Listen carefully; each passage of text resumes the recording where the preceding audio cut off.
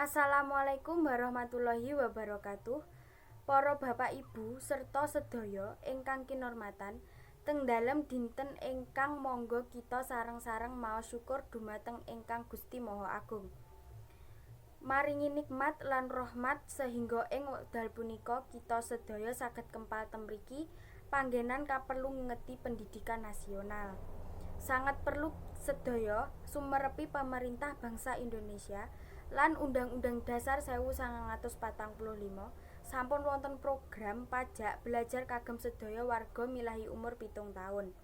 Uga menika kita sumerep ing dalem agami kita Islam ingkang sampun lami ngantos pinten-pinten menika. Wekdal Nabi gesang nempel wonten program utawi perintah wajib belajar kagem umatipun. Perkara niku beliau saged dados umat ingkang nggadhahi ilmu pengetahuan apa kang sedaya. Boten dados umat ingkang bodoh. Menika uga kados penggadhekake Nabi dalam riwayat Ibnu Abdul Ba'ar. Golek ilmu iku senajan ing negeri Cina, sampeyan terne golek ilmu menika mampu diwajibna ngatasi saben-saben umat Islam.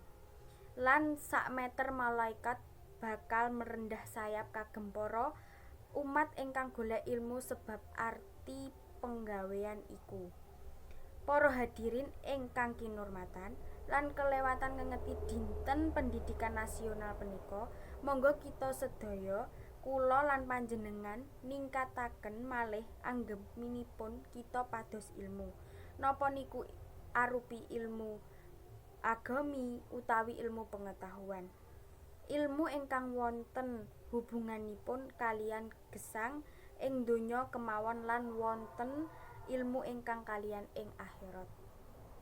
Cukup semanten ingkang saged kula aturaken. Bok bilih wonten kelepatan kula nyuwun agunging pangapura. Wassalamualaikum warahmatullahi wabarakatuh.